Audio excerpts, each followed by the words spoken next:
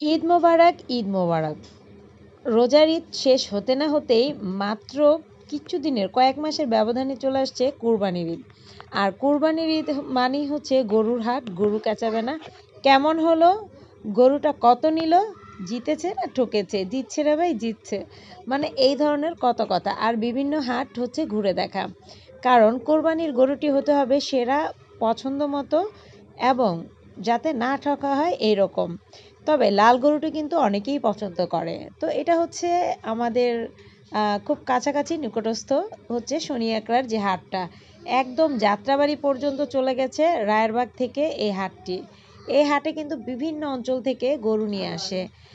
ঢাকা শহরের ঢাকা শহরের বিভিন্ন জায়গায় এরকম আরও অনেক হাট রয়েছে। তো এটা হচ্ছে একটা সংযোগ স্থল যেখানে চট্টগ্রাম, সিলেট, ব্রাহ্মণবাড়িয়া বা বিভিন্ন পথে এখান দিয়ে যায় কুমিল্লা, চাঁদপুর, নোয়াখালী, সন্দ্বীপ।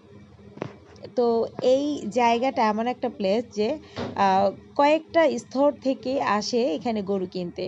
তো এই যে কিনে নিয়ে গেল ২টা গরু একসাথে, এটা হচ্ছে গরু যে বেঁধে যে পিকআপ দিয়ে নিয়ে যায় সেই গাড়ি এটা সবসময় এখানে রেডি থাকে।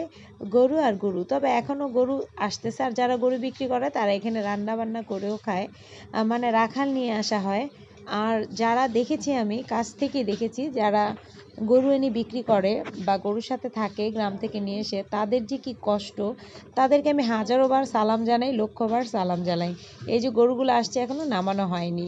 এরকম বিভিন্ন জায়গা থেকে এখনো গরু আসছে। তো আজকে ২ তারিখ দেখতেই পাচ্ছেন। তো এই যে অনেক এইখান দিয়ে হচ্ছে ট্রাক এনে এইখান দিয়ে হচ্ছে গরুগুলোকে নামানো হয়। নয়তোবা ট্রাক থেকে তো সহজে নামানো যাবে না। গরু উঠানো এবং নামানো এটাও কিন্তু বেশ কঠিন। তো দেখতেই পাচ্ছেন শনিয়াকড়া, কাজলা ২ পাশ থেকে গরু যাতায়াত করে। দেখেন গরু কেন যেন মারামারি করছে। তো এই যে গরুগুলো কিভাবে নামাচ্ছে দেখুন। এটা সবাই মজা করে দেখছে। এটা আমার একটা স্টুডেন্ট, ওর সাথে দেখা হয়ে গেছে। তো যাই হোক ওদের গ্রাম থেকেও নানাবাড়ি এলাকা থেকেও গরু আসছে। তো এই যে গরুগুলো নামানো হচ্ছে এই দেখুন বিভিন্ন জায়গাতেই গরু এভাবে শুধু যুদ্ধই করছে আজকে কেন জানতেছি না। মানে কেউ ওদের নিল না বা নিতে চেয়েছিল এরকম কিছু বুঝতেই পারছি না। গরু কেন এত মারামারি করছে, মালিকের কথা শুনছে না। তা আবার কালো আর সাদা গরু, মনে হয় ও কালো বলে ওকে কিছু বলেছে এই জন্যই হয়তো মারামারি। এই যে হচ্ছে লাল গরু, উনি হচ্ছে নিঃস্বাধীন। লাল গরুর নাকি একটু দামটা বেশি হয়। জানি না, আপনারা কমেন্টস করে জানাবেন যে কোন গরুটা বেশি ভালো হয়, লাল, কালো নাকি সাদা।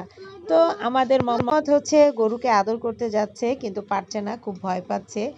ও গরুকে মনে হচ্ছে যে গরু ওকে মারবে, গুতা মারবে এরকম। আসলে গরুটা বাঁধা। তারপর কি করবো, আর একটা ধমক দিয়ে নিয়ে আসলাম যে গরুটাকে ধরতেও পারছে না। বেচারা গরু পাগল ছোটবেলা থেকেই। তো গরু হাট ওর এত দেখে ওর দেখা স্বাদ মিটছিল না।